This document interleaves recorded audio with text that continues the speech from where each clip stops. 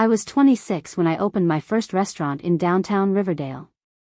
A tiny 20-seat bistro called Harmony's Kitchen, with mismatched chairs, chipped paint on the walls, and a temperamental espresso machine that required a special touch to work properly. To most people walking by, it probably looked like just another struggling small business. But to me, it represented 11 years of sacrifice, sleepless nights, and the kind of grinding determination that most people my age couldn't even imagine. Before we jump back in, tell us where you're tuning in from, and if this story touches you, make sure you're subscribed, because tomorrow, I've saved something extra special for you. You see, I'd been supporting myself completely since I was 15. Not by choice, but by necessity. When other kids were worried about homework and weekend plans, I was juggling 2 jobs and trying to figure out how to pay rent on a studio apartment in the roughest part of Millbrook Heights. While my classmates were posting photos from family vacations and complaining about their parents' rules, I was working the night shift at Romano's diner, serving coffee to truckers and late-night workers until 3 a.m., then rushing home to grab 3 hours of sleep before my morning shift at Greenfield Market. My name is Harmony Rivers, and this is the story of how my own family tried to destroy everything I built, simply because they couldn't stand to see me succeed without them. Growing up in the Rivers household meant walking on eggshells around my mother, Delilah, and my stepfather, Kenneth Morrison. They weren't abusive in the obvious ways that get social services involved, but they had this talent for making me feel like a burden, like every meal I ate and every piece of clothing I wore was some enormous favor they were grudgingly providing. My younger half-sister, Jasmine, was the golden child from the moment she was born. 8 years younger than me, she could do no wrong in their eyes. When I turned 15, the message became crystal clear during what they called a family meeting, in our cramped living room in Oakwood Terrace. Kenneth sat in his worn leather recliner, beer in hand, while my mother perched on the edge of the couch like she was delivering a business presentation. "Harmony," my mother said, her voice carrying that fake sweetness she used when she wanted to sound reasonable, "you're old enough now to start contributing to this household. We've been thinking, and we believe it's time you got a job and started paying your fair share." I remember staring at them, confused. Paying my fair share of what? Kenneth leaned forward, his voice gruff. "Room and board, princess. Food, utilities, the roof over your head. Nothing in this world is free." What they wanted wasn't just a small contribution to help the family. They wanted me to pay $400 a month for a fold-out couch in the living room and whatever leftovers might be available after they fed themselves and Jasmine. $400 might not sound like much now, but for a 15-year-old in 2012, working minimum wage jobs in a small town like Millbrook Heights, it was nearly impossible. But I did it. I found work at Romano's Diner, a 24-hour place that smelled like grease and desperation, where the owner, Mrs. Castellano, was willing to overlook the fact that I was technically too young for the hours I wanted to work. She taught me how to handle the coffee machines, take orders, and deal with difficult customers. More importantly, she taught me that respect was something you earned through hard work, not something that was automatically given based on who your parents were. 3 months later, I picked up a second job at Greenfield Market, stocking shelves and running the register during the morning rush. My typical day started at 5 a.m. at the market, ended at Romano's around midnight, and left me with maybe 5 hours of sleep if I was lucky. I missed school dances, football games, and every social event that normal teenagers take for granted. While my classmates were discovering who they were and what they wanted from life, I was discovering how many hours a person could work before their body started shutting down. The worst part wasn't the exhaustion or the isolation. It was coming home to a family that treated my sacrifice like it was the bare minimum I owed them. There were no thank yous for the rent money I handed over every month. No acknowledgement when I bought my own clothes, my own school supplies, even my own food when theirs ran out. Instead, there were complaints that I wasn't contributing enough, that I was being selfish by saving any money for myself. "You think you're better than us," my mother would say when she found out I'd managed to save $50 toward a car. "You think you're so independent, but you're still living under our roof." The breaking point came 6 months before my 18th birthday. I had been accepted to Riverside Community College with a partial scholarship I'd earned through my grades and an essay about overcoming adversity. I was planning to study business management and culinary arts, two subjects that felt like they could give me a real future. The scholarship covered tuition, but I needed to save for books, supplies, and eventually an apartment near campus. I had been secretly saving money in a checking account I'd opened on my own, putting away every spare dollar I could manage. After 2.5 years of working 2 jobs and paying their demanded rent, I had managed to save nearly $3,000. It wasn't much, but it was enough to get started. That money disappeared on a Tuesday morning in March. Preparing and narrating this story took us a lot of time, so if you are enjoying it, subscribe to our channel, it means a lot to us. Now back to the story. I came home from my shift at Romano's to find Kenneth sitting at the kitchen table with my bank statement spread out in front of him. Apparently, mail addressed to me was fair game in their house, and he'd been opening my bank correspondence for months. Interesting reading, he said, not looking up. Turns out our little princess has been holding out on the family. My heart sank as I realized what was happening. Where's my money? My mother walked in from the hallway, Jasmine trailing behind her. We borrowed it, she said casually, like she was discussing the weather. Jasmine needs braces, and we needed a new water heater. Family emergencies come first. You stole from me, I said, my voice barely above a whisper. We taught you a lesson, Kenneth corrected. Money management. You can't just hoard cash while your family has needs. That's selfish. Standing in that kitchen, looking at the faces of people who were supposed to love and support me, I realized something that changed the course of my entire life. They weren't going to change. They weren't going to suddenly become the parents I needed them to be. And if I stayed, they would continue to take everything I worked for and call it love. 3 days later, I moved out. I found a studio apartment in Millbrook Heights that rented for $450 a month, picked up extra shifts at both jobs, and started my adult life 2 months before my 18th birthday. It was terrifying and exhausting and lonely, but for the first time in my life, I felt free. What I didn't realize was that my decision to leave, to build something for myself, would eventually trigger a war that would threaten to destroy everything I'd worked for. Because 11 years later, when that little restaurant represented my dreams finally coming true, my family would decide that my success was somehow stolen from them. And they would stop at nothing to take it away. The grand opening of Harmony's Kitchen was supposed to be a celebration. After 11 years of grinding, saving every penny, and working toward this dream, I had finally done it. The local food critic from the Riverdale Tribune had given us a glowing review, calling my signature maple-glazed salmon a revelation, and praising the warm, intimate atmosphere that makes every guest feel like family. We were booked solid for the next 3 weeks, and I was finally starting to believe that maybe, just maybe, I had built something that would last. I should have known better than to invite my family to the opening week celebration dinner. I hadn't spoken to my mother, Delilah, my stepfather Kenneth, or my half-sister Jasmine in almost 3 years. The last interaction had been a tense phone call where my mother demanded I loan them money for Jasmine's college tuition, and I had politely but firmly declined. You have your restaurant fund, she had said, her voice dripping with accusation. You could help your sister if you wanted to. You're just being selfish. But something about achieving this milestone made me feel generous, maybe even a little nostalgic. I thought perhaps success might finally earn me the respect that hard work never had. So I sent them a handwritten invitation to a special family dinner at the restaurant, my treat, a chance to share this moment with the people who had known me longest. They actually showed up, which surprised me. Delilah arrived wearing a dress I recognized from Jasmine's Instagram posts, clearly borrowed for the occasion. Kenneth wore a wrinkled button-down shirt that looked like it had been pulled from the back of his closet. And Jasmine, now 23 and every bit as entitled as our parents had raised her to be, swept in wearing designer clothes that I knew they couldn't afford, her phone already out to document the experience for social media. Oh wow, Jasmine said, looking around the restaurant with poorly concealed surprise. It's actually nice. I had reserved the best table in the house for them, the corner booth with a view of the open kitchen where they could watch the controlled chaos of dinner service.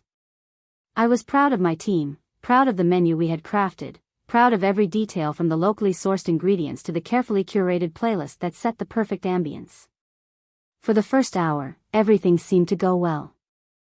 They ordered appetizers and seemed impressed by the quality of the food. Delilah even complimented the butternut squash soup, though she quickly followed it up with, "Of course, I taught you how to cook, so I suppose I shouldn't be surprised." Kenneth, true to form, spent most of the meal checking his phone and making comments about the prices. $18 for a chicken breast, he muttered, loud enough for other diners to hear. Must be some pretty special chicken. But it was during dessert that the evening took a dark turn. Jasmine had been posting photos throughout the meal, carefully angled shots of the food and the restaurant's interior. I noticed she was being particularly strategic about her captions, referring to it as family dinner at my sister's place rather than acknowledging it as my business. But I let it slide, choosing to focus on the positive. That's when she turned to me with a smile that didn't reach her eyes and said, "So, Harmony, I've been thinking about our conversation from a few months ago." I frowned, trying to remember what conversation she was referring to. "Which conversation?" "About the restaurant," she said, her voice taking on a sweet, manipulative tone I remembered well from our childhood. "About how I could help you with marketing and social media management. I've been doing some research, and I think we could really take this place to the next level." I felt a chill run down my spine. We had never had any such conversation. In fact, Jasmine and I had barely spoken in the past 3 years, and certainly never about business partnerships or marketing strategies. "I'm not sure what you mean," I said carefully. "We've never discussed you working here." Delilah set down her coffee cup with a sharp clink. "Don't be ridiculous, Harmony. Of course you did. Jasmine told us all about it. How you offered her a partnership position to help grow the business." The restaurant suddenly felt smaller, like the walls were closing in. Other diners were starting to glance over at our table, sensing the tension that was building. I could see my staff exchanging worried looks from behind the counter. "That never happened," I said, keeping my voice low but firm. "I've never offered anyone a partnership in my restaurant." Kenneth leaned forward, his voice taking on that familiar aggressive edge. "Are you calling your sister a liar?" "I'm saying there's been a misunderstanding," I replied, my heart starting to race. "This is my business. I built it alone, and I run it alone." Jasmine's face transformed, the sweet smile melting away to reveal something much uglier underneath. "That's really interesting, Harmony, because I have screenshots of our text messages where you specifically said you wanted my help with digital marketing and social media growth." My stomach dropped. "What text messages?" "Show me." She pulled out her phone with theatrical flair and began scrolling. "Right here," she said, turning the screen toward me. "You can see where you asked me to join the team as a marketing partner." I stared at the screen, my heart pounding. The messages were there, bearing my name and phone number, but I had never sent them. The language was wrong, the tone was off, and I distinctly remembered being at the farmer's market during the timestamp on several of these supposed conversations. "Those are fake," I said, my voice barely above a whisper. "Excuse me?" Delilah's voice rose sharply, causing several nearby tables to turn and stare. "I said those are fake. I never sent those messages." The silence that followed was deafening. I could hear the soft jazz playing in the background, the quiet murmur of other diners' conversations, the subtle sizzle from the kitchen. But at our table, the air was thick with tension and brewing hostility. Kenneth stood up abruptly, his chair scraping loudly against the hardwood floor. "I think we've heard enough," he said, his voice carrying across the restaurant. "Come on, girls. We don't need to sit here and be insulted." "Wait," I said, standing as well. "Please, let's just talk about this calmly." But Delilah was already gathering her purse, her face flushed with indignation. "We came here tonight to support you, Harmony. To celebrate your success. And this is how you treat your family? By calling your sister a liar in public? That's not what You know what your problem is?" Jasmine interrupted, her voice carrying the self-righteous tone of someone who believes they're delivering a devastating truth. "You've always been jealous. Ever since we were kids, you couldn't stand that Mom and Dad loved me more. So now you have this little restaurant, and you think you're better than all of us." The words hit me like a physical blow. I felt my cheeks burn with embarrassment as I became aware of how many people were now openly staring at our table. This was my restaurant, my dream, and they were turning it into a public spectacle. "You're just bitter," Jasmine continued, her voice getting louder with each word, "because you had to work for everything while I got the love and support you always wanted. So now you want to deny me the one opportunity to be part of something successful." "Lower your voice," I pleaded, acutely aware that my staff and customers were witnessing this family drama unfold. "Please, this is my place of business." "Oh, now you're embarrassed?" Kenneth said with a cruel laugh. "You should have thought about that before you decided to humiliate your sister." They left without paying for their meal. Kenneth threw his napkin on the table and stormed out, Delilah close behind him, muttering loud enough for everyone to hear about ungrateful children and family loyalty. Jasmine paused at the door just long enough to take one more photo of the restaurant and call out, "Don't worry, everyone.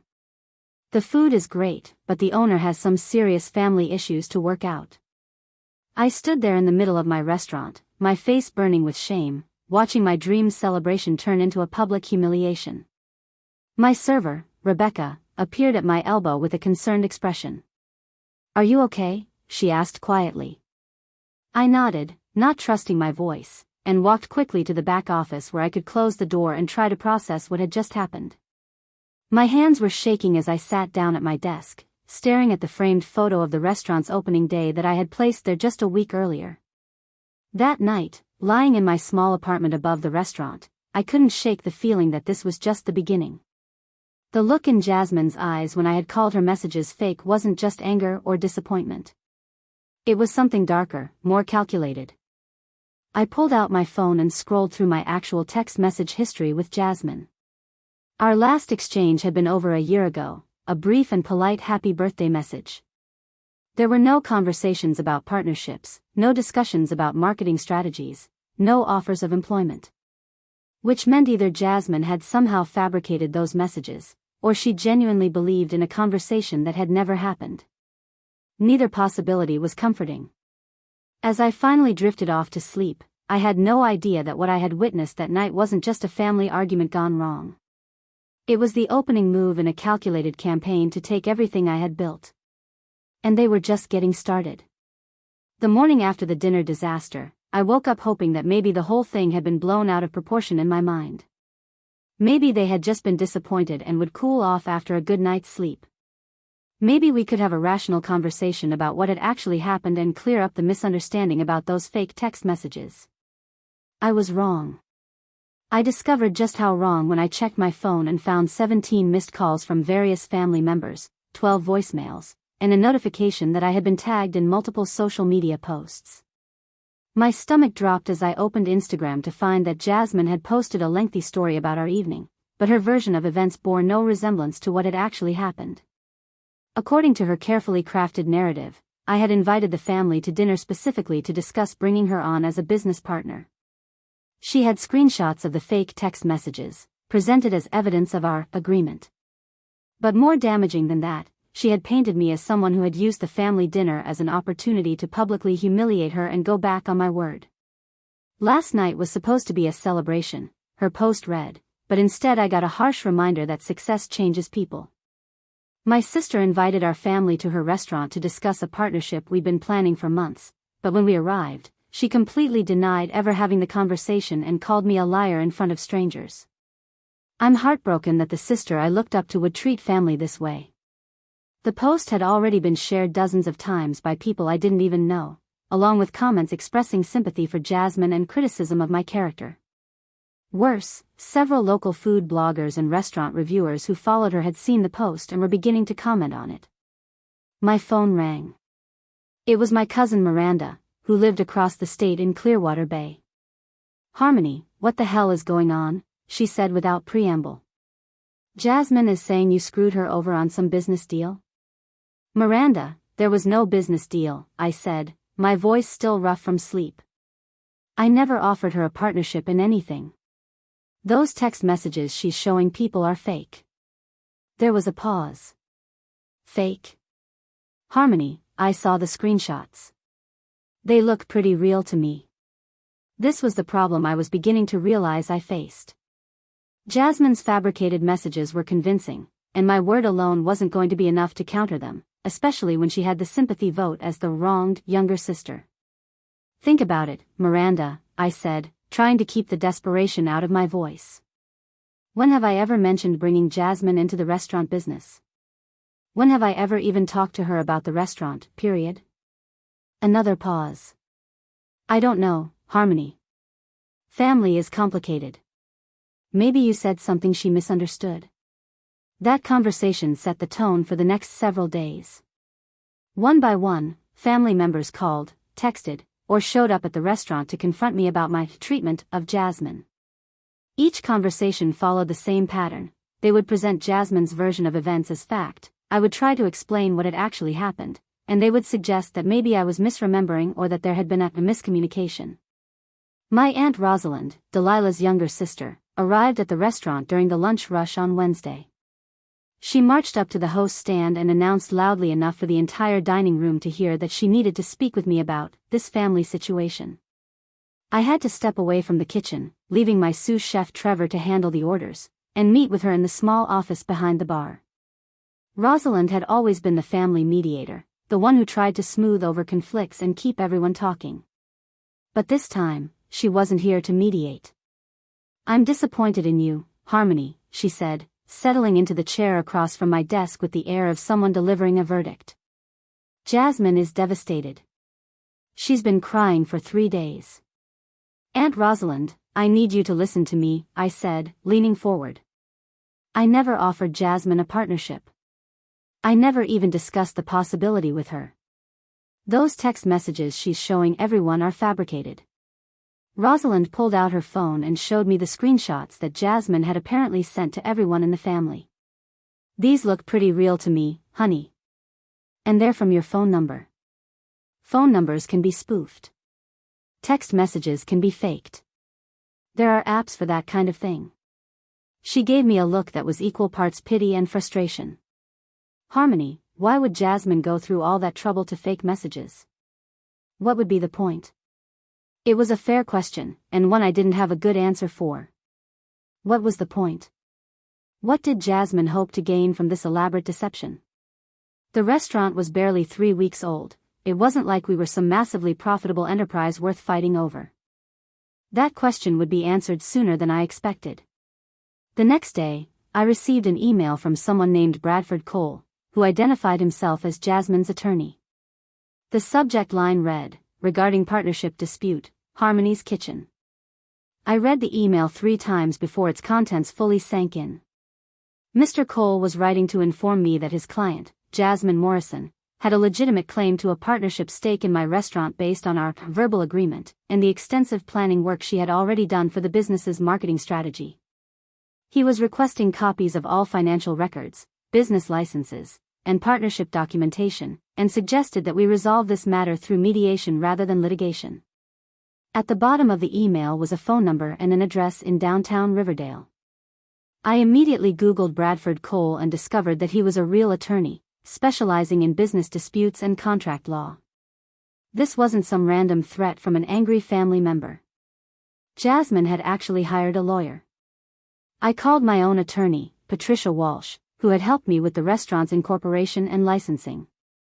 Patricia had been practicing business law for 20 years and had a reputation for being both thorough and pragmatic. When I explained the situation, there was a long silence on the other end of the line. Harmony, she said finally, do you have any documentation of these alleged conversations? Any witnesses to this supposed partnership agreement? There were no conversations, I said. There is no partnership agreement. The text messages she's showing people are fake. Can you prove they're fake? That was the problem. While I was confident that the messages were fabricated, proving it would require forensic analysis of her phone, subpoenaing records from the phone company, and potentially expensive expert testimony. And even then, there was no guarantee that a judge would find the evidence compelling enough to dismiss the case outright. This is going to be expensive, Patricia warned me. Even if we win, you're looking at thousands of dollars in legal fees. And if there's any chance that you did have some informal conversation that could be construed as an agreement. I didn't, I said firmly. Then we fight it. But I want you to understand what you're getting into. This isn't going to be resolved quickly or quietly. While I was dealing with the legal implications of Jasmine's claims, the social media campaign against me was intensifying. She had expanded beyond Instagram to Facebook and TikTok, posting videos where she talked tearfully about sibling betrayal and broken promises. In one particularly damaging video, she gave a tour of what she claimed was the marketing plan she had developed for the restaurant, complete with logos, menu designs, and promotional materials that I had never seen before. The comments on these videos were brutal. People who had never met me were calling me greedy, manipulative, and a terrible sister. Several local food influencers shared her content with commentary about how they would never support a business owner who treated families so poorly. But perhaps the most insidious part of Jasmine's campaign was how she had enlisted the rest of the family as unwitting accomplices. Every conversation I had with a family member, every attempt I made to explain my side of the story, was reported back to her and then used as evidence of my supposedly erratic and defensive behavior. My cousin Tony, who had always been close to our family, called me after talking to Delilah. "Harmony, your mom is really worried about you," he said. "She thinks the stress of running the restaurant might be getting to you. Maybe you should consider taking Jasmine up on her offer to help. It could be good for both of you." "Tony, there is no offer," I said for what felt like the 100th time. "This entire thing is based on a lie. Look, I don't know what happened between you two, but family is family. Maybe you did have some conversation that you're not remembering clearly. Maybe you were stressed, or distracted, or..." I hung up on him. It was rude, and I immediately felt bad about it, but I couldn't handle another person suggesting that I was either lying or losing my mind. The final blow came when I arrived at the restaurant on Friday morning to find a small crowd of people gathered outside with signs. They weren't protesters, exactly, but they were clearly there to make a statement. The signs read things like, "Support family-owned businesses," and "Honor your commitments." Jasmine was there too, not holding a sign but filming the crowd with her phone, narrating for her social media followers about how the community was rallying to support her. I had to walk through this gauntlet to get to my own restaurant. Some of the people in the crowd recognized me and began asking questions about why I was refusing to honor my agreement with my sister. One woman, who I didn't recognize, actually grabbed my arm as I tried to pass. "You should be ashamed of yourself," she said, her voice dripping with moral indignation.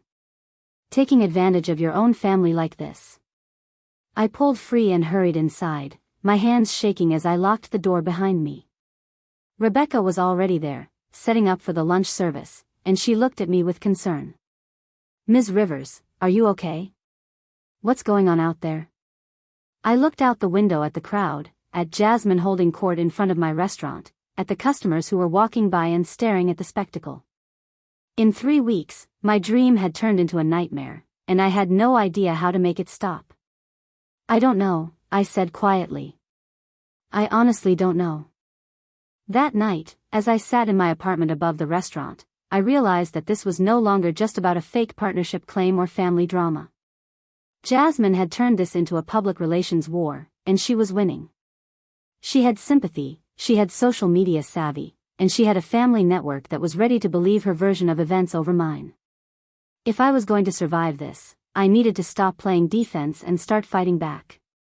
But first, I needed to understand exactly what I was up against and why Jasmine was willing to go to such extreme lengths to make her fabricated story seem real. The answer to that question would prove to be more disturbing than I had ever imagined. The weekend after the protest outside my restaurant brought a temporary reprieve from the chaos, but Monday morning shattered any illusion that this situation might resolve itself quietly. I arrived at Harmony's kitchen to find an official-looking envelope slipped under the front door, along with what appeared to be a formal legal document that had been served to the business address. The first envelope contained a cease and desist order from Bradford Cole, Jasmine's attorney, demanding that I stop interfering with his client's legitimate business interests and making defamatory statements about the partnership agreement. According to the letter, I was prohibited from operating the restaurant without acknowledging Jasmine's partnership stake, and any profits generated during the dispute would need to be held in escrow pending resolution. The second document was even more alarming. It was a preliminary injunction filing, requesting that the court temporarily freeze the restaurant's assets and operations until the partnership dispute could be resolved. If granted, it would effectively shut down my business while we fought over Jasmine's fabricated claims. I called Patricia Walsh immediately, my hands trembling as I read the legal documents over the phone. "They're moving fast," Patricia said after I finished reading. "This is more aggressive than I expected for what should be a simple contract dispute. Usually, attorneys try to resolve these things through negotiation before filing for injunctions. What does this mean for the restaurant? If the judge grants the preliminary injunction, you'll have to close temporarily. But that's a high bar to meet. They'll need to show that there's immediate, irreparable harm being done by allowing you to continue operating. Still, we need to respond quickly and decisively." The legal pressure was intensifying, but it was nothing compared to what happened that afternoon. I was in the middle of lunch service when my business insurance agent, David Rodriguez, called with news that made my blood run cold. "Harmony, I need to talk to you about your policy," he said, his voice tense. "We've received several complaints about your restaurant in the past week. Anonymous tips about food safety violations, allegations of discriminatory hiring practices, and claims that you're operating without proper permits." I nearly dropped the phone. "What? David, you know that's not true. You've seen our inspection records, our hiring documentation, all of our permits." I know. But the complaints are detailed and they're coming from multiple sources. The insurance company is requiring an immediate inspection and audit of your operations. If we find any violations, even minor ones, it could affect your coverage. This was the moment I realized that Jasmine's campaign wasn't just about social media and family pressure. Someone was systematically attacking every aspect of my business, using official channels and anonymous complaints to create maximum damage. Food safety violations could shut down a restaurant permanently. Discrimination allegations could destroy my reputation and make it impossible to hire good staff. Permit issues could result in hefty fines and temporary closure orders. How detailed were these complaints? I asked. Very detailed. They mentioned specific dates, times, employee names. Someone with intimate knowledge of your operations filed these reports. My heart sank. The only people with that level of detailed knowledge about my daily operations were my staff, my family, and the few industry professionals I worked with. Since I trusted my team completely, and my industry contacts had no reason to sabotage me, that left family. After hanging up with David, I immediately called an emergency staff meeting. My core team consisted of Trevor, my sous chef, Rebecca, my front-of-house manager, and Carlos, my head prep cook. These people had been with me since the opening, and they deserved to know what was happening. "I need to be completely honest with you about something," I said, gathering them in the small break room after we closed for the afternoon. "My family is trying to take over the restaurant through legal action. They're claiming I promised my sister a partnership, which is completely false. But now they're escalating beyond just the legal system." I explained about the insurance complaints, the permit challenges, and the anonymous tips about food safety violations. I watched their faces as the implications sank in. "So someone's been watching us?" Rebecca asked, looking uncomfortable. "Taking notes about our operations to use against us?" "It looks that way. I want you all to know that if this gets too stressful, or if you need to look for other jobs while this gets resolved, I'll understand completely. I'll write stellar references for anyone who needs them." Trevor, who had worked in restaurant kitchens for 15 years, shook his head. "This is bull, Harmony. You built this place from nothing. We've seen how hard you work, how much you care about doing things right. If your family thinks they can just swoop in and take over, they're in for a fight." The loyalty of my staff meant everything to me, but I knew that sentiment alone wouldn't protect us from what was coming. That evening, I sat down with Patricia to develop a comprehensive defense strategy. "We need to think about this differently," Patricia said, spreading documents across the conference table in her office. "This isn't just about the partnership claim anymore. They're trying to create a pattern of instability and violations that will either force you out of business or make you so desperate that you'll agree to their demands just to make it stop. So what do we do?"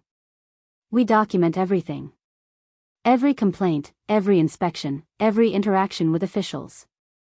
We're going to show that this is a coordinated harassment campaign designed to interfere with your business operations. And we're going to start fighting back. The next few days brought a parade of inspectors, auditors, and officials. The health department showed up to investigate the anonymous food safety complaints and spent 6 hours going through every inch of the kitchen. They found nothing. Our food handling procedures were impeccable, our storage temperatures were properly maintained, and our cleanliness standards exceeded requirements. The city licensing department arrived to verify our permits and business registration.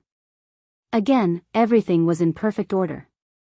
We had every required license, every inspection was up to date, and all our fees were current. The Employment Relations Board sent someone to investigate the discrimination allegations. This inspector spent 3 hours reviewing our hiring records, interviewing staff members, and examining our workplace policies.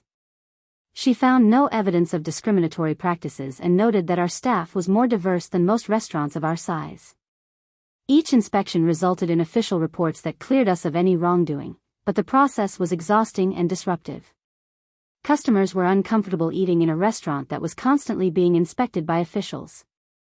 Staff members were stressed and distracted by the constant scrutiny. And the costs were mounting. Every inspection required me to be present, taking me away from the actual business of running the restaurant. But the real blow came when I discovered how Jasmine was getting her inside information about our operations.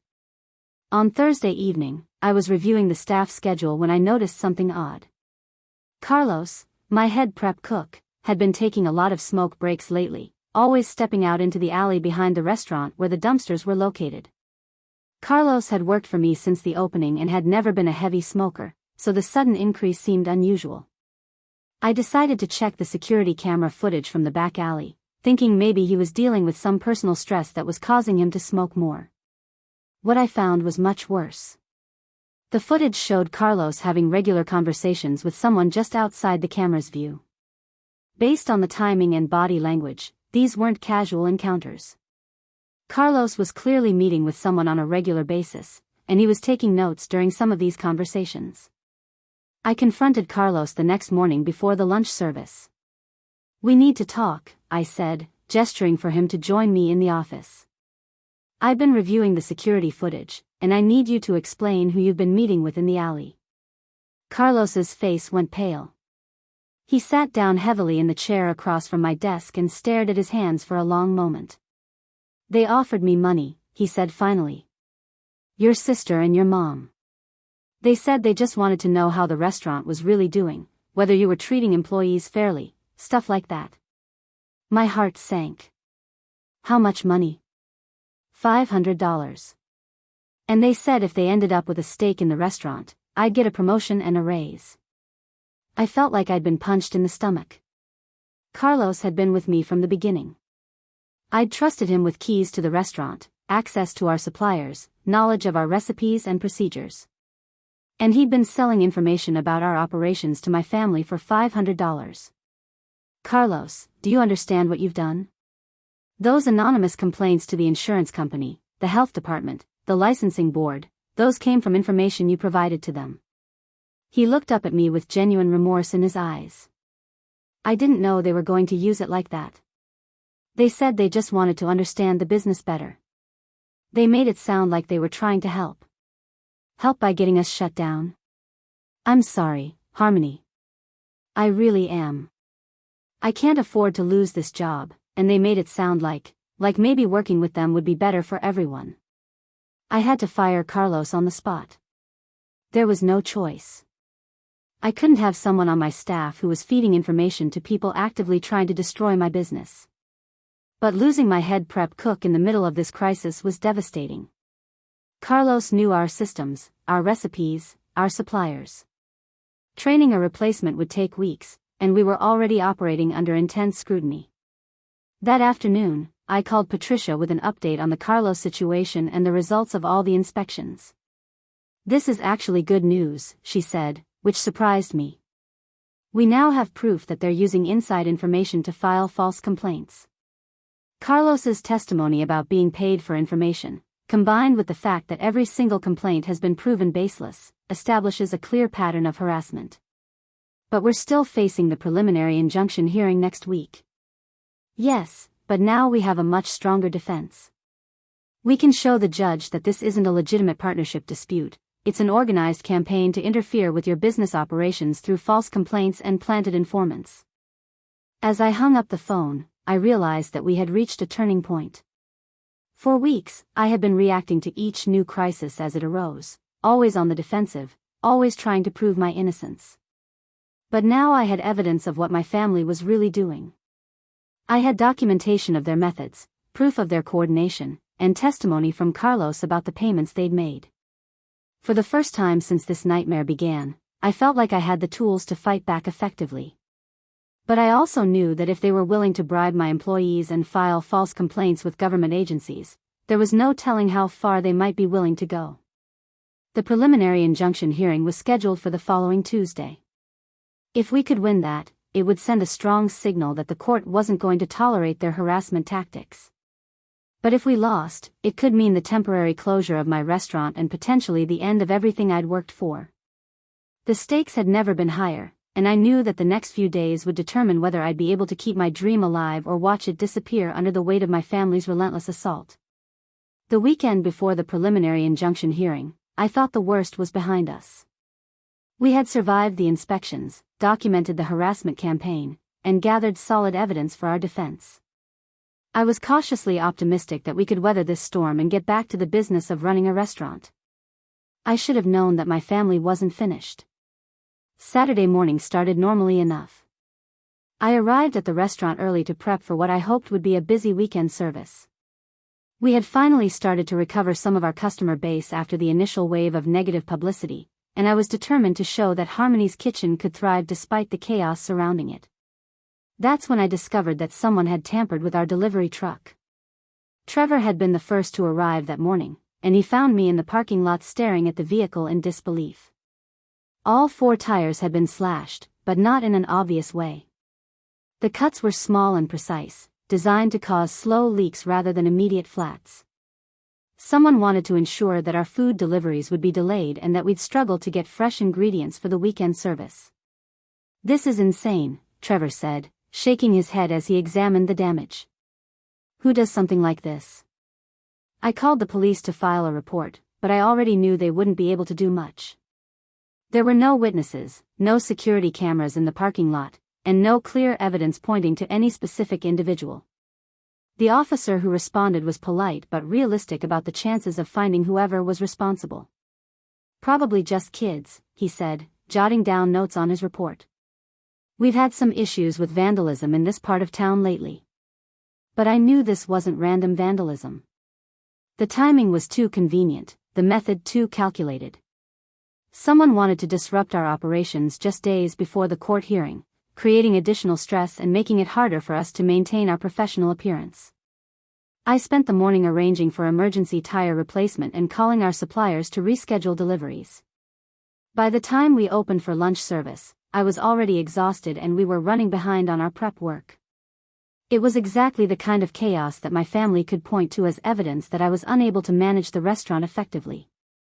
But the tire slashing was just the beginning. That afternoon, while I was in the kitchen helping Trevor catch up on prep work, Rebecca came back to find me with a concerned expression on her face. "Harmony, we have a problem," she said quietly. "There are people out front asking questions about our food sourcing and employment practices. They're not customers, they're claiming to be from some kind of restaurant industry watchdog group." I wiped my hands on my apron and followed Rebecca to the front of the restaurant. 3 people in business attire were standing near the host station, clipboards in hand, speaking with our weekend hostess about our hiring policies and ingredient sourcing. They had the look of official investigators, but something about their approach seemed off. "Excuse me," I said, approaching the group. "I'm Harmony Rivers, the owner. Can I help you with something?" A woman who appeared to be the leader of the group turned to me with a practiced smile.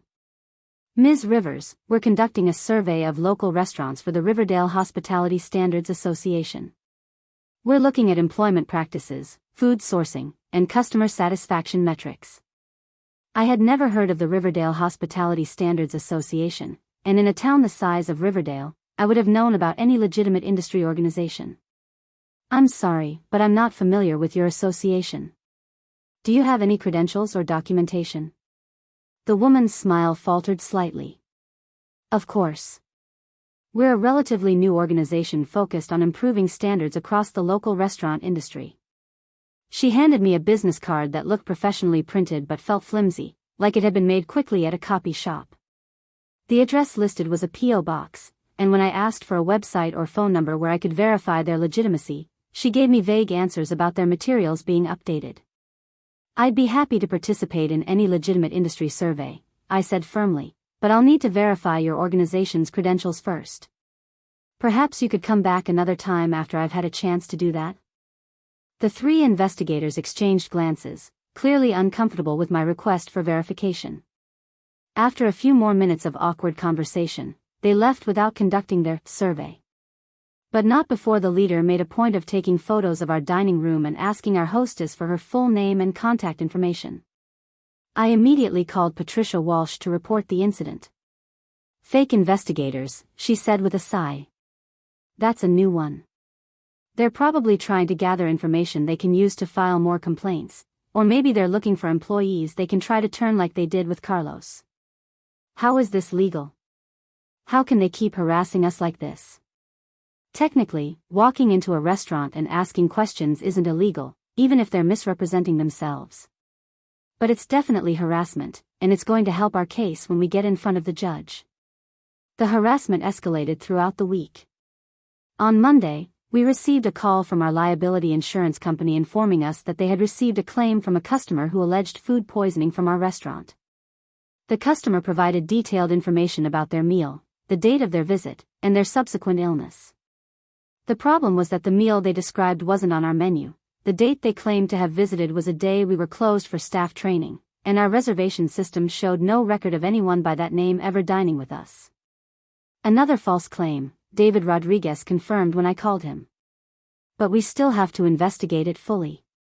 The insurance company can't just dismiss allegations without due process.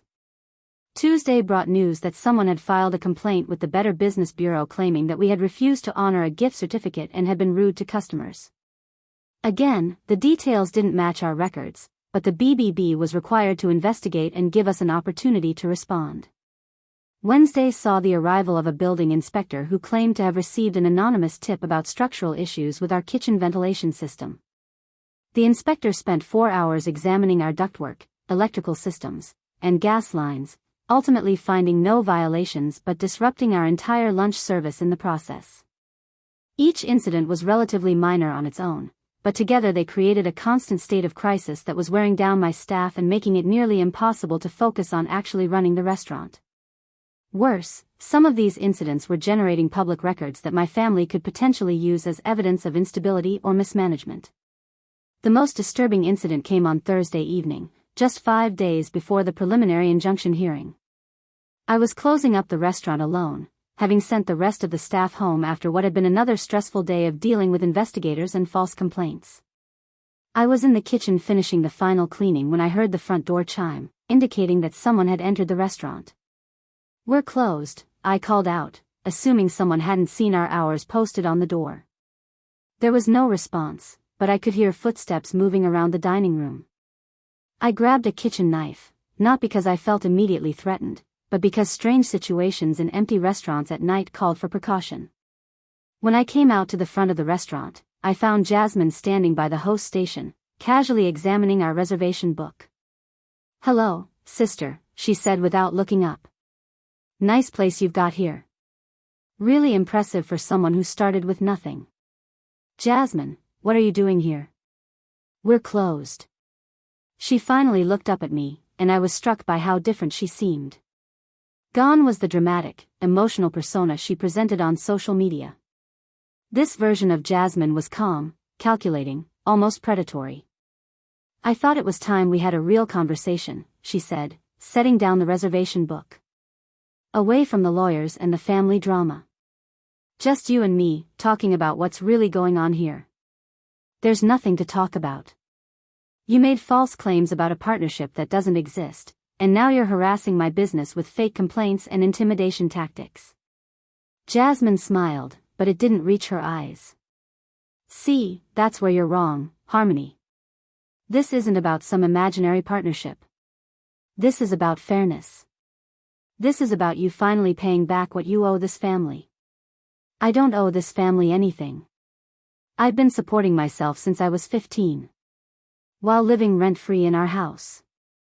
I paid rent. I have receipts. While eating our food. I bought my own groceries starting when I was 16. While using the connections and lessons that Mom and Kenneth provided." I stared at her, finally understanding what this was really about. "You think I owe you success because we're related.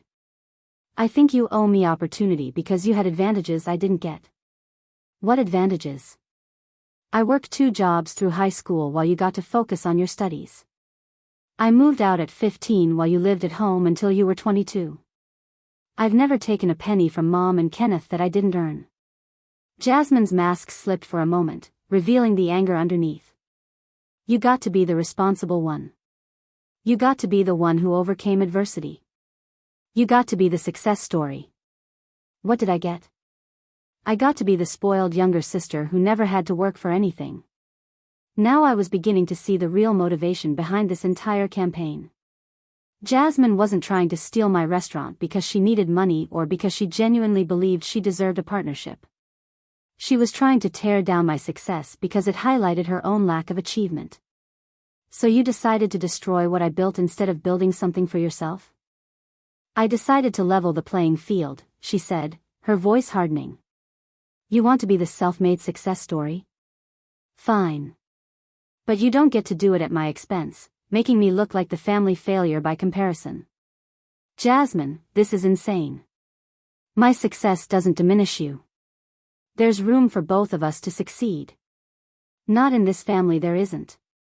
Mom and Kenneth never stop talking about what an inspiration you are, how proud they are of your work ethic, how you've overcome so much adversity.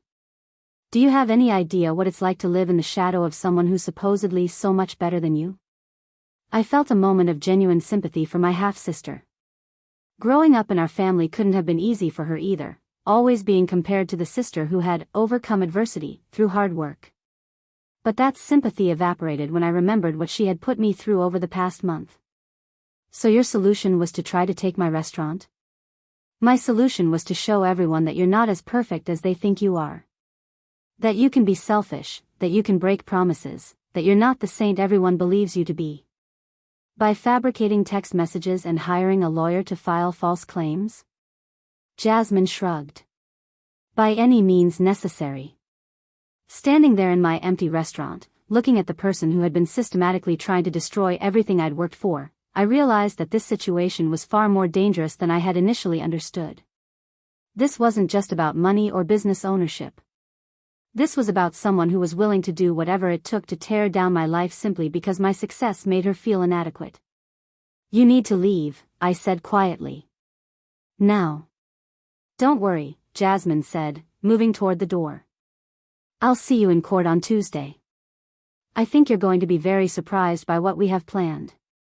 After she left, I stood alone in my restaurant for a long time, trying to process what had just happened. I finally understood the true scope of what I was facing, and it was more personal and more vindictive than I had ever imagined. The preliminary injunction hearing was now just 5 days away, and I knew that whatever my family had planned, it was going to be designed to destroy not just my business, but my reputation and my future in the restaurant industry. For the first time since this nightmare began, I felt truly afraid. The 3 days following Jasmine's midnight visit to the restaurant were the longest of my life. I barely slept, constantly checking the security cameras and jumping at every unexpected sound. Patricia had advised me to stay somewhere else until after the court hearing, but I couldn't abandon the restaurant. If my family was escalating to physical intimidation, I needed to be there to protect what I'd built. Monday morning brought the news I'd been dreading. When I arrived at the restaurant, I found Rebecca standing outside the front door with tears in her eyes, holding an envelope that had been taped to the glass. "I'm so sorry, Harmony," she said, handing me the letter. "I can't do this anymore." The envelope contained Rebecca's resignation letter, effective immediately. After working with me since the opening, managing the front of house with skill and dedication that had earned her praise from every customer, she was walking away just hours before the most important court hearing of my professional life. "The stress is too much," she explained as I read through her carefully worded letter. "My husband is worried about our safety after everything that's been happening. And honestly, I can't keep working in an environment where we're constantly being investigated and harassed. I need stability." I couldn't blame her. Rebecca had a family to think about, and the constant parade of inspectors, fake investigators, and escalating intimidation tactics had created an atmosphere that no reasonable person would want to work in. But losing her now, when we were already operating with a skeleton crew after firing Carlos, felt like a devastating blow. "I understand," I told her, trying to keep my voice steady. "You need to do what's best for your family."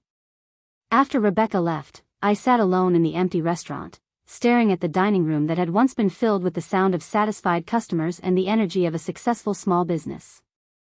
Now it felt like a crime scene, tainted by the ongoing investigation and harassment campaign that had driven away both customers and staff. That's when my phone rang. It was Patricia, and her voice carried a tension I hadn't heard before. "Harmony, we have a problem. I just received an amended filing from Bradford Cole. They're not just seeking the preliminary injunction anymore. They're asking for emergency receivership of the restaurant." My heart stopped. What does that mean? It means they want the court to appoint an independent party to take over operations of the restaurant immediately, pending resolution of the partnership dispute. If granted, you would be locked out of your own business while a court-appointed receiver manages everything. I felt like the walls were closing in around me. Can they do that? It's extreme, but it's possible if they can convince the judge that the restaurant is in immediate danger of being mismanaged or that assets are being hidden or wasted. They're claiming that your recent staff departures and the various investigations are evidence that you're unable to operate the business effectively. Those staff departures happened because they'd been harassing my employees. The investigations were all based on false complaints that they filed. I know, and will argue that in court. But Harmony, I need you to understand something. If we lose tomorrow, you could be locked out of your restaurant indefinitely. The receiver would have complete control over operations, finances, even whether to keep the business open at all. After hanging up with Patricia, I realized that I was facing the potential loss of everything I'd worked for in less than 24 hours. Not just the restaurant, but my livelihood, my reputation, and my future in the industry. The thought of a stranger walking into my kitchen, making decisions about my menu, and potentially running my business into the ground while I watched helplessly was almost unbearable. That afternoon brought what felt like the final nail in the coffin. Trevor, my sous chef and the last remaining member of my original team, came to find me in the office where I was frantically preparing documents for the court hearing. "Harmony, I need to talk to you about something," he said, settling into the chair across from my desk with a serious expression. My heart sank. "You're quitting too, aren't you?" "No," he said firmly. "I'm not quitting. But I wanted you to know that someone approached me yesterday.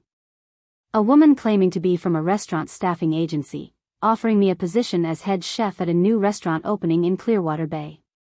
The salary was almost double what I make here, plus benefits and a signing bonus." I looked up from my paperwork, confused. "That sounds like a great opportunity, Trevor. Why are you telling me instead of just taking it?" "Because when I asked for details about the restaurant, she couldn't give me any specifics. No name, no location, no opening date. And when I pressed her for more information, she mentioned that the position would only be available if I left Harmony's kitchen before the end of the week. The implications hit me like a truck. They're trying to buy you away from me." That's what I figured. The woman had the same fake professional vibe as those investigators who came by last week. I told her I wasn't interested, but I thought you should know. I stared at Trevor, overwhelmed by gratitude and despair in equal measure. Here was someone who was literally being offered twice his salary to abandon me in my darkest hour, and he was turning it down out of loyalty. But the fact that my family was willing to spend serious money to ensure I had no staff left for the court hearing showed just how committed they were to destroying me.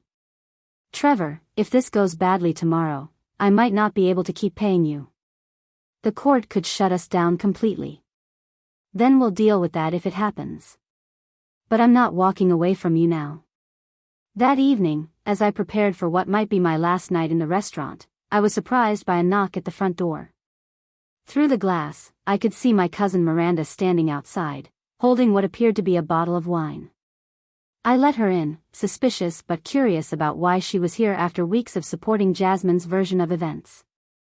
I came to apologize, she said without preamble. And to tell you something important about tomorrow's hearing. Miranda, if you're here to try to convince me to settle. I'm here to warn you, she interrupted. Jasmine has been bragging to the family about some kind of surprise evidence she's planning to present tomorrow. Something she says will prove definitively that you offered her a partnership. My blood ran cold. What kind of evidence? I don't know exactly, but she mentioned recorded conversations.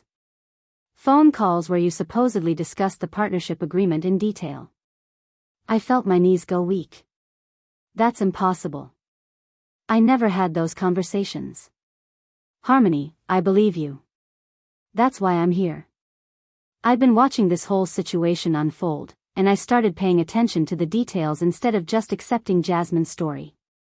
The timeline doesn't make sense. The evidence keeps changing. And after talking to other family members, I realized that Jasmine has been telling different versions of the same story to different people. Miranda sat down across from me, her expression serious. But more importantly, I remembered something from last Christmas. Jasmine showed me this app on her phone that could clone voices and create fake audio recordings. She thought it was hilarious. She made a fake recording of our uncle singing opera and played it for everyone at dinner. The room seemed to spin around me. You think she faked recordings of conversations that never happened? I think Jasmine is capable of doing whatever it takes to get what she wants. And what she wants is to destroy you. After Miranda left, I called Patricia to warn her about the potential fake audio evidence. We spent 2 hours on the phone, strategizing about how to challenge forged recordings and discussing the legal implications of presenting fabricated evidence in court. If we can prove the recordings are fake, it's not just going to defeat their case, Patricia said. It's going to open them up to serious legal consequences. Presenting forged evidence to a court is a criminal offense. But proving the recordings were fake would require expert testimony, audio analysis, and potentially weeks of investigation.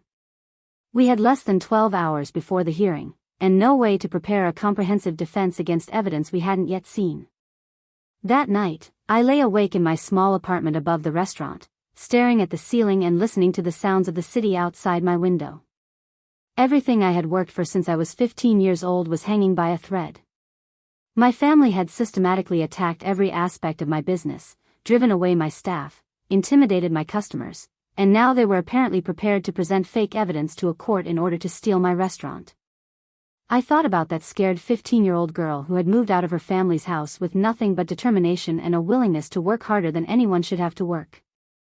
I thought about all the double shifts, the missed social events, the years of sacrifice that had led to this moment. And I thought about Jasmine's words from our confrontation, "You don't get to be the self-made success story at my expense." But as I lay there in the darkness, something shifted inside me. The fear and despair that had been overwhelming me for weeks began to transform into something harder, more focused. They had pushed me to the breaking point, but they hadn't broken me. Not yet. Tomorrow, I would walk into that courtroom and fight for everything I had built. I would expose their lies, challenge their fake evidence, and show the judge exactly what kind of people were trying to steal my restaurant. I had spent my entire adult life refusing to be a victim, and I wasn't about to start now. But even with this newfound determination, I knew that tomorrow's hearing could go either way. If we lost, if the judge granted the receivership, it might be months or even years before I could reclaim my restaurant. By then, there might not be anything left to reclaim. As dawn broke over Riverdale, I got dressed in my best suit and prepared to fight the most important battle of my life. Win or lose, I was done playing defense. It was time to show my family exactly what happened when they underestimated someone who had been supporting herself since she was 15 years old. The war they had started was about to reach its climax, and I intended to be the one left standing when the smoke cleared. I arrived at the courthouse at 7:30 in the morning, 90 minutes before the hearing was scheduled to begin. Patricia had advised me to get there early to review our final strategy and prepare for whatever surprises Bradford Cole might have in store. The building was nearly empty except for security guards and a few early arriving court staff, creating an atmosphere that felt both solemn and charged with potential. Patricia was already waiting for me in the hallway outside the courtroom, surrounded by boxes of documents and looking like she had been there for hours. Her usually immaculate appearance showed signs of the all-nighter she had clearly pulled, but her eyes were sharp and focused. "We need to talk strategy," she said without preamble, gesturing for me to follow her to a quiet corner of the hallway. "I've been thinking about Miranda's warning regarding fake audio recordings, and I have a plan." She pulled out a thick folder and spread several documents across a nearby bench. "If they present recorded conversations as evidence, we're going to demand immediate authentication. That means they'll need to provide metadata, show chain of custody, and potentially submit the recordings for forensic analysis." "But you said that could take weeks." "It could, but here's the thing. If they refuse to allow authentication or if they can't provide proper documentation for the recordings, the judge will be suspicious. And if we can show that the recordings were created using voice synthesis technology, which is readily available now, it's going to destroy their credibility completely." I studied the documents she had prepared, impressed by the thoroughness of her preparation despite the short time frame. Patricia had compiled technical information about voice cloning apps, legal precedents regarding forged evidence, and expert contacts who could potentially testify about audio manipulation. "There's something else," she continued, lowering her voice. "I had our private investigator do some digging into Jasmine's financial situation. The results are interesting." She handed me a thin report that made my eyebrows rise. According to the investigation, Jasmine had been unemployed for the past 8 months and had accumulated significant credit card debt. More importantly, she had recently received a large cash deposit in her checking account, $5,000 from an unknown source, deposited just 2 weeks after she filed her initial partnership claim. "Someone paid her to do this," I said, staring at the bank records. "That's one possibility. The other is that she's financing this harassment campaign with borrowed money, which means she's desperate to see a return on her investment." At 8:45, Bradford Cole arrived with Jasmine, Kenneth, and Delilah in tow. I watched them through the courthouse windows as they gathered outside, clearly going over last-minute preparations. Jasmine looked confident, almost jubilant, while Kenneth appeared agitated and kept checking his phone. Delilah stood slightly apart from the group, her expression unreadable. What struck me was how prepared they seemed. This wasn't a family grudgingly going through legal motions, this was a coordinated team with a plan they believed would be successful. Bradford Cole carried a briefcase that appeared to be stuffed with documents, and I noticed he was handling what looked like a small recording device. "They definitely have audio evidence they plan to present," I told Patricia, nodding toward Cole's briefcase. "Good. Let them present it. We're ready." When the bailiff called our case at 9 o'clock sharp, Judge Margaret Blackwood presided over what would prove to be one of the most intense 3 hours of my life. Judge Blackwood was known for running an efficient courtroom and having little patience for frivolous lawsuits or time-wasting tactics. Bradford Cole began by presenting what he claimed was overwhelming evidence of a partnership agreement between Jasmine and me. He started with the fabricated text messages, which he displayed on a large screen for the court, narrating them as if they were indisputable proof of our business relationship. "As you can see, Your Honor, these text exchanges clearly show my client and her sister discussing the terms of their partnership arrangement, including profit sharing, management responsibilities, and marketing strategies." Patricia stood to object. "Your Honor, we dispute the authenticity of these text messages and request that they be subjected to forensic analysis before being admitted as evidence." Cole waved dismissively. "The messages speak for themselves, Your Honor. But we have additional evidence that will remove any doubt about the existence of this partnership agreement." That's when he produced the audio recordings. The first recording was allegedly a phone conversation between Jasmine and me, discussing her role in the restaurant's marketing strategy. The voice that was supposed to be mine sounded convincing at first listen, but I knew immediately that I had never had this conversation. The second recording was even more damaging, featuring me promising Jasmine a 50% stake in the restaurant in exchange for her social media expertise and family connections.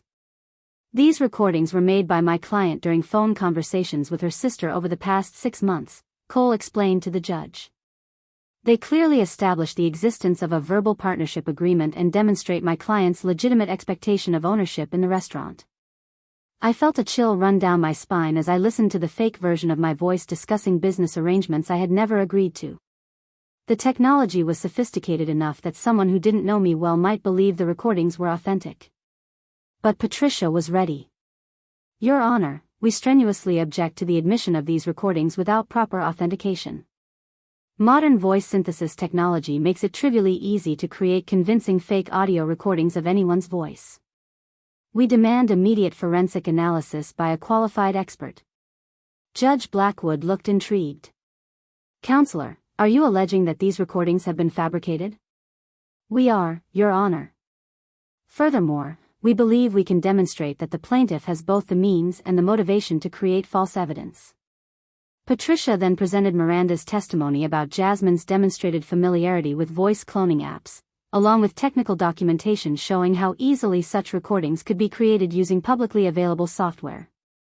Cole objected vigorously. Your Honor, this is pure speculation. My client's sister is simply trying to avoid honoring her commitments by making wild accusations about fabricated evidence. That's when Patricia played her ace card. Your Honor, we have additional evidence that demonstrates the coordinated nature of this harassment campaign against my client's business. She presented Carlos's written statement about being paid for information, documentation of all the false complaints filed against the restaurant, and the private investigator's report about the suspicious cash deposit in Jasmine's account. This is not a legitimate partnership dispute, Patricia argued. This is an organized campaign to interfere with my client's business operations through false complaints, bribery of employees, and now, we believe, the presentation of fabricated evidence to this court. I watched Judge Blackwood's expression change as Patricia methodically laid out the pattern of harassment. The judge examined each piece of evidence carefully, asking pointed questions about the timeline of events and the coordination between the various incidents. Cole tried to redirect attention back to the recordings and text messages, but Judge Blackwood cut him off. Counselor, I'm deeply troubled by these allegations of fabricated evidence. Before I can consider the merits of your client's partnership claim, I need these recordings authenticated by a qualified expert. Your Honor, that will take weeks and will prejudice my client's rights. Your client's rights will be protected by due process, which includes ensuring that evidence presented to this court is authentic. I'm ordering immediate forensic analysis of these recordings. In the meantime, the request for preliminary injunction is denied. I felt a wave of relief wash over me, but Patricia wasn't finished. Your Honor, given the pattern of harassment documented in our filings and the strong possibility that fabricated evidence has been presented to this court, we respectfully request that you consider sanctions against the plaintiff and their counsel. Judge Blackwood nodded grimly. I'm going to order a full investigation into these allegations. If it's determined that false evidence has been presented to this court, there will be serious consequences for all parties involved. As we left the courtroom, I could see the panic in my family's faces. The confident, coordinated team that had entered the courthouse 3 hours earlier now looked like people who had just realized they might face criminal charges for presenting forged evidence. But the most telling moment came as we gathered our documents outside the courtroom. Kenneth approached me with a desperate expression I had never seen before. Harmony, maybe we can work something out, he said quietly. Some kind of settlement that works for everyone. Now you want to settle? I replied. After months of harassment, false complaints, and fake evidence? We just want what's fair. What's fair is for you to drop this fraudulent lawsuit and leave me alone. Patricia stepped in before the conversation could escalate further. All settlement discussions need to go through my office, she told Kenneth firmly. That afternoon, back at the restaurant, I felt like I could breathe freely for the first time in months. We had not only survived the hearing but turned the tables on my family's harassment campaign. The forensic analysis would take a few weeks, but I was confident it would expose the recordings as fakes. More importantly, Judge Blackwood's threat of sanctions had clearly rattled Bradford Cole and my family. They had gambled everything on their fabricated evidence, and now they faced the possibility of criminal charges if the recordings were proven false. Trevor was waiting for me when I arrived back at the restaurant, along with 2 new employees he had recruited from his previous job. For the first time in weeks, the kitchen felt alive with positive energy instead of tension and fear. "How did it go?" Trevor asked. "We won the first round," I said, finally allowing myself to smile. "And I think they're starting to realize they've bitten off more than they can chew." That evening, as I reviewed the day's events with Patricia over the phone, I realized that something fundamental had shifted. For months, I had been reacting to my family's attacks, always on the defensive, always trying to prove my innocence. But today, we had gone on the offensive, and the results had been devastating for their case. "What happens next?" I asked. "Now we wait for the forensic analysis, but I don't think we'll need to wait long for them to cave. The threat of criminal charges for presenting false evidence is going to concentrate their minds wonderfully. And if they don't cave? Then we destroy them in court and file criminal charges for fraud, harassment, and attempted extortion. Your choice." For the first time since this nightmare began, I felt like I held the power. My family had overplayed their hand, and now they were facing consequences they had never anticipated. The war they had started was about to end, but not the way they had planned. The forensic analysis results arrived exactly 2 weeks after the court hearing, delivered to Patricia's office on a Wednesday morning that would change everything. I was at the restaurant, working through inventory with Trevor, when she called with news that I had been both expecting and dreading. "The recordings are fake," Patricia said without preamble. "Not just fake, crudely fake. The expert found digital artifacts, inconsistent audio compression, and clear evidence of voice synthesis software. Whoever created these recordings didn't even try to make them forensically sound." I sat down heavily in my office chair, relief flooding through me like a physical sensation. "So we have them. We have them completely. But Harmony, there's more." The expert was able to trace the software used to create the recordings. It's a specific voice cloning application that leaves distinctive digital fingerprints. The same application was used to create all 3 recordings, and they were all created on the same device within a 48-hour period, just 3 days before the court hearing. The implications were staggering. Not only had my family presented fabricated evidence to the court, but they had done so with such obvious deception that it suggested either incredible arrogance or complete desperation. What happens now? Now we go back to Judge Blackwood with the forensic report and request immediate sanctions. Bradford Cole is going to be in serious trouble with the state bar, and your family could be facing criminal charges for fraud and perjury. That afternoon, Patricia filed an emergency motion to dismiss the entire lawsuit with prejudice and requested sanctions against both Jasmine and her attorney. The motion included the complete forensic analysis, expert testimony about the voice synthesis software, and a detailed timeline showing how the fabricated recordings had been created just days before being presented as evidence of months-old conversations. The response from Bradford Cole's office came within hours, a hastily written motion to withdraw from the case, citing irreconcilable differences with the client regarding case strategy. In legal terms, this was Cole's way of saying that his client had lied to him about the evidence and he was running for cover before his own professional reputation was destroyed. But my family wasn't finished fighting, even after their lawyer abandoned them. Kenneth called me directly that evening, bypassing Patricia entirely in what was clearly a desperate attempt to avoid the legal consequences of their fabricated evidence. "Harmony, we need to talk," he said, his voice strained. "Family to family, without the lawyers. Kenneth, anything you want to say to me needs to go through Patricia. You've made this a legal matter. This got out of hand. We never meant for it to go this far." I almost laughed at the absurdity of his statement. "You filed a lawsuit. You tried to get my restaurant shut down. You presented fake evidence to a court.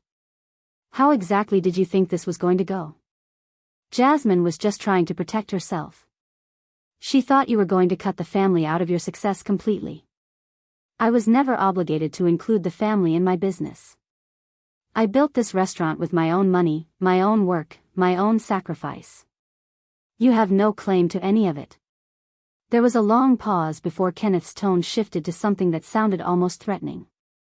You're really going to destroy your own family over a restaurant? I'm going to protect myself from people who tried to destroy my livelihood with lies and fake evidence. The fact that those people happen to be related to me doesn't change anything.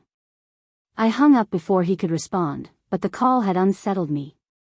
Even facing potential criminal charges, my family still seemed to believe they were the wronged party in this situation.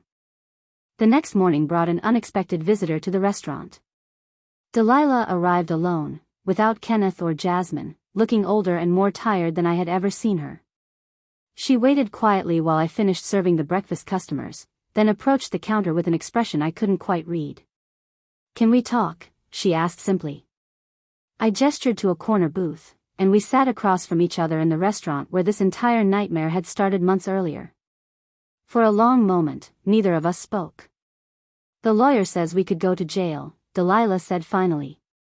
"You could. Presenting false evidence to a court is a serious crime. Jasmine says it wasn't her idea. She says someone else created those recordings." I stared at my mother, amazed that even now, facing the complete collapse of their fabricated case, she was still looking for ways to avoid responsibility. "Delilah, the forensic analysis shows exactly when and how those recordings were created. They were made on Jasmine's phone using software she had on her device. There's no mysterious third party here. But why would she do something so stupid? Because she was desperate. Because she thought she could get away with it. Because you all convinced yourselves that I somehow owed you a piece of my success."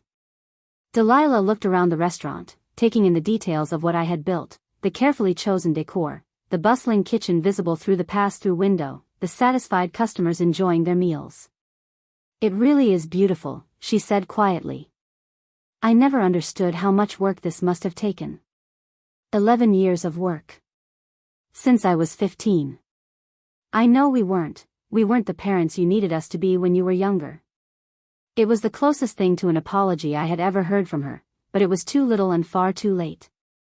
"That doesn't give you the right to try to take away what I built as an adult." "I know. I think we were afraid." "Afraid of what?" "Afraid that your success made us look like failures. Afraid that you didn't need us anymore. Afraid that we had lost you completely." I felt a flicker of sympathy for her, but it was quickly overwhelmed by the memory of everything they had put me through. "You didn't lose me because I became successful. You lost me because you tried to destroy my success." Delilah nodded, tears beginning to form in her eyes. "Jasmine wants to fight this. She thinks she can find another lawyer, claim the recordings were made by someone else. Kenneth thinks we should all leave town and start over somewhere else. And what do you think?" "I think we should drop the lawsuit and hope you don't press criminal charges." It was a pragmatic response, and probably the smartest strategy they could pursue at this point. But I could hear in her voice that this conversation was really about something else. She was here to gauge whether I might be willing to show mercy if they surrendered completely. "The lawsuit is being dismissed anyway," I told her. "The judge is going to rule on sanctions next week, and the district attorney will decide whether to file criminal charges. That's out of my hands now. But you could ask them not to prosecute." "I could. But why should I?" Delilah was quiet for a long moment, staring at her hands folded on the table. "Because we're family. Because despite everything that's happened, we're still family. Family doesn't try to steal from each other.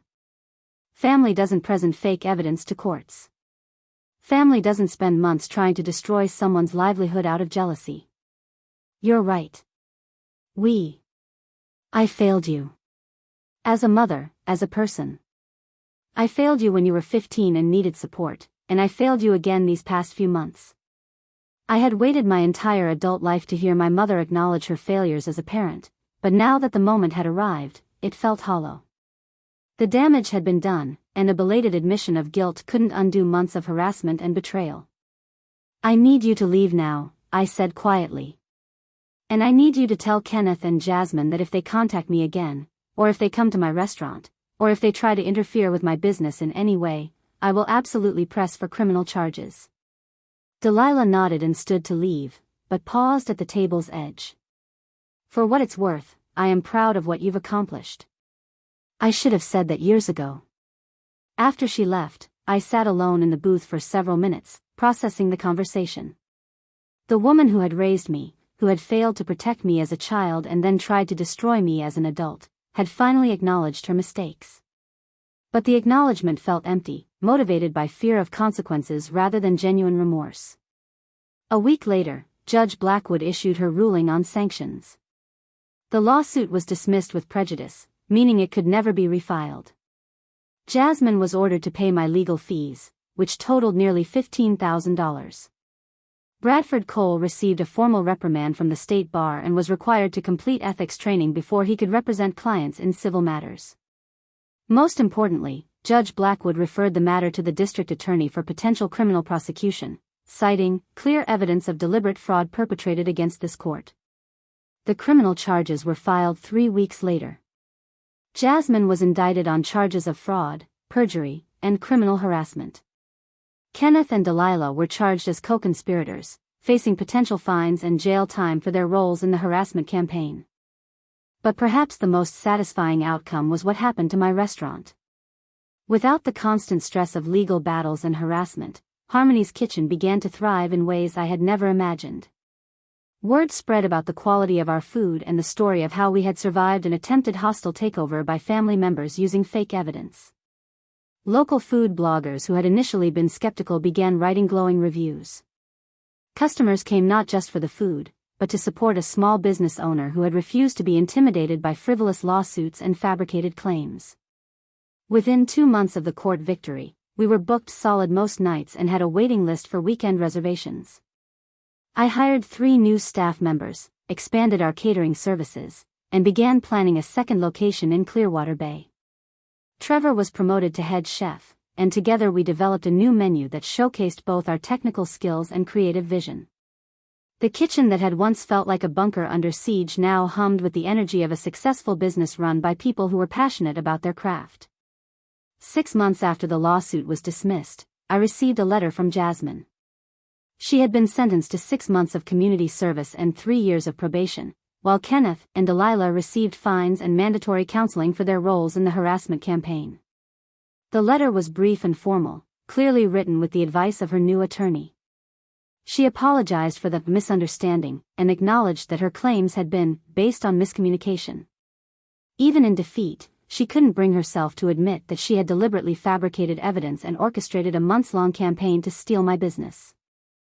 I threw the letter away without finishing it. There was nothing she could say that would matter now. The legal battle was over, my restaurant was thriving, and I had finally learned the most important lesson of my adult life. Sometimes the people who should support you will be the ones trying to tear you down, and the only way to protect yourself is to fight back with everything you have. The war was over, and I had won.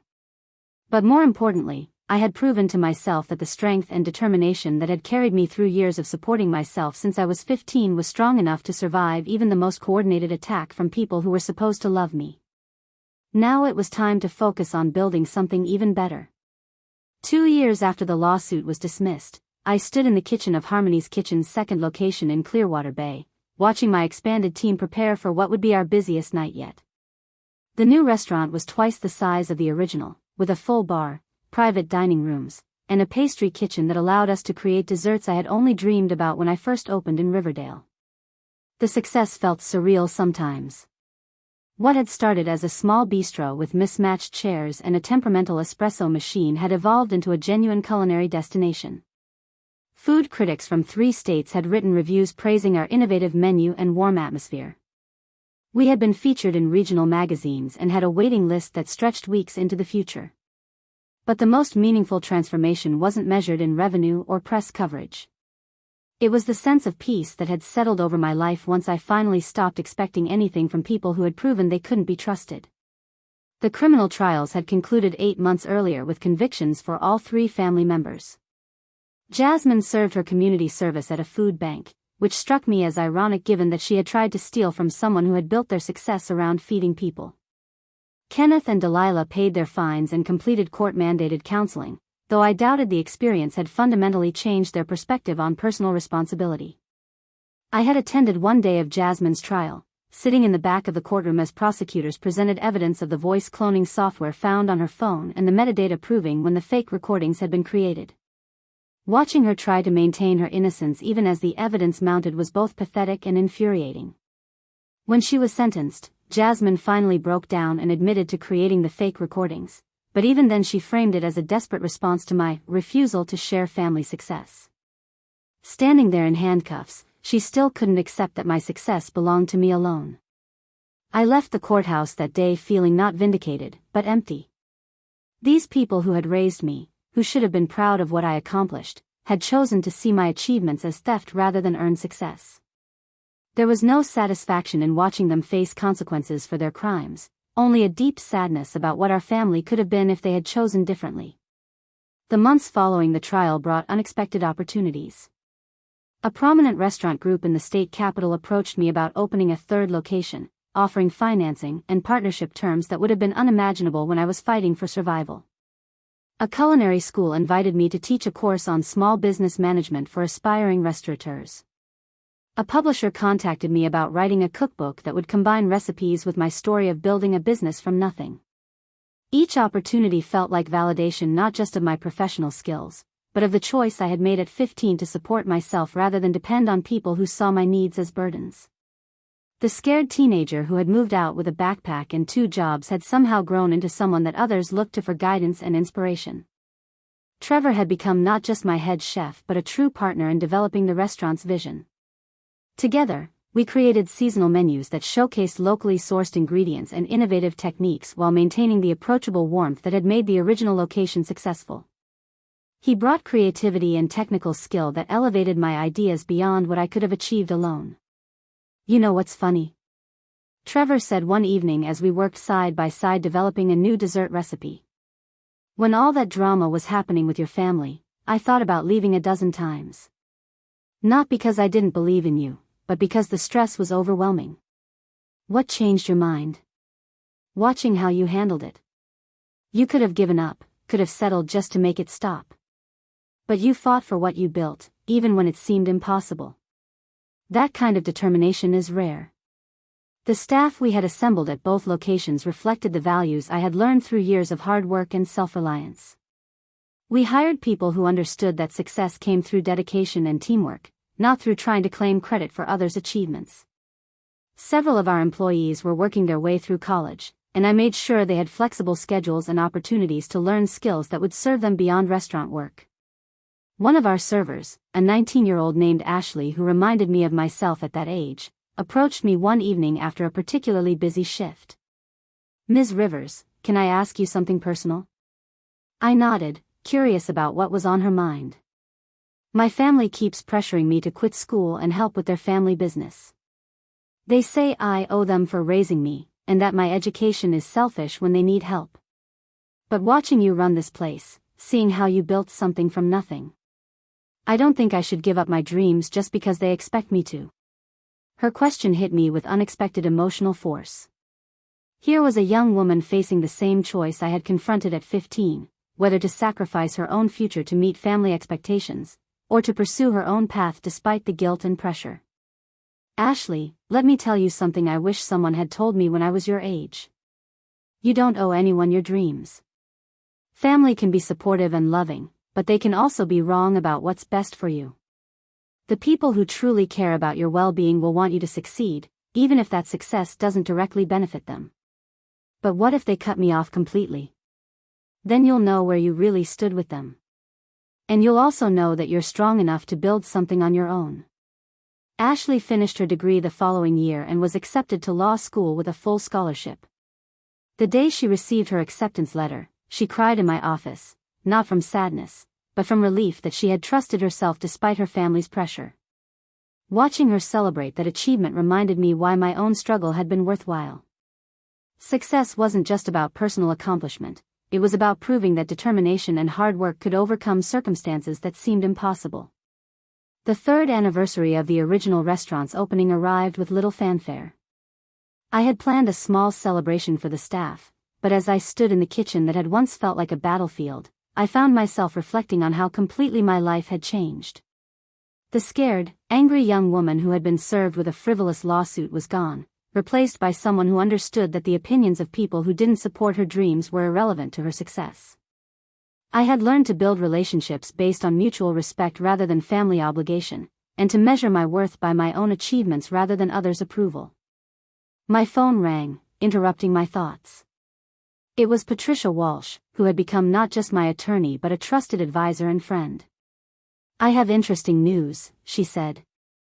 "I just received a call from Bradford Cole's former law firm.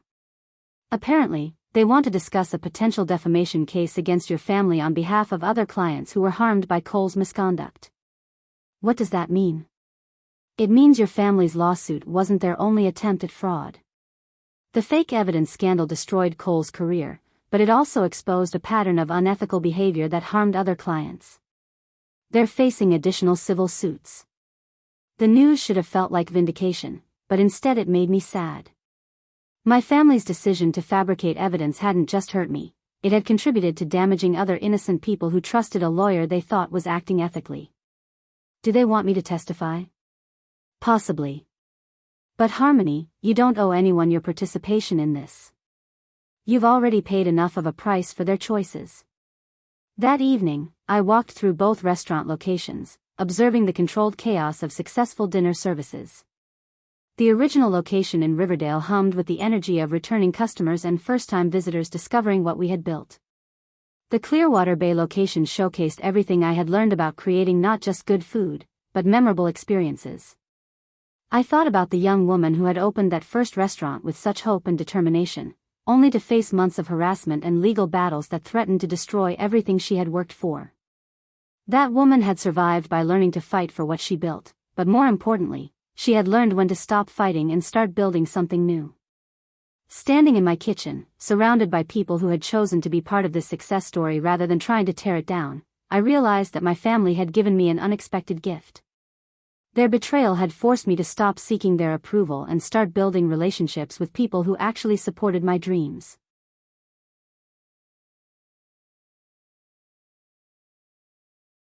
The scared 15-year-old who had moved out with nothing but determination had grown into someone who could create opportunities not just for herself, but for others who shared her work ethic and values.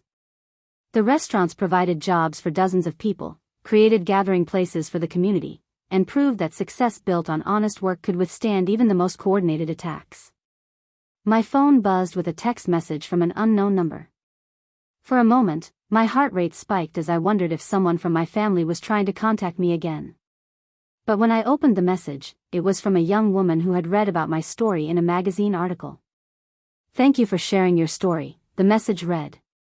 "I'm 18 and supporting myself through college after my family kicked me out for refusing to give them my scholarship money. Reading about how you survived and built something amazing gives me hope that I can do the same." I stared at the message for a long time, remembering what it felt like to be 18 and scared and determined all at the same time. Then I typed back a response that I wished someone had sent to me all those years ago. "You're stronger than you know, and you're going to build something incredible. Don't let anyone convince you that supporting yourself is selfish. It's the foundation of everything good that's going to come."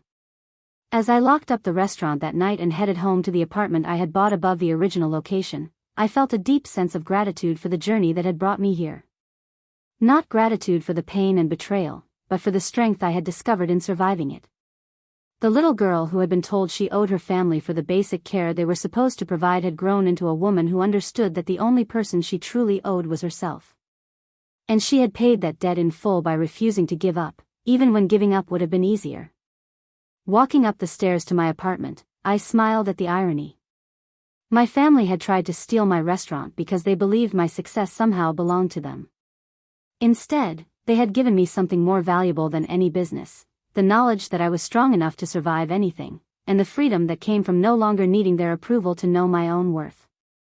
The war was over, and I had won more than just a legal victory. I had won the right to define success on my own terms, surrounded by people who had chosen to support my dreams rather than trying to claim ownership of them. And that was worth more than any restaurant could ever be. Up next, you've got 2 more standout stories right on your screen. If this one hit the mark, you won't want to pass these up. Just click and check them out.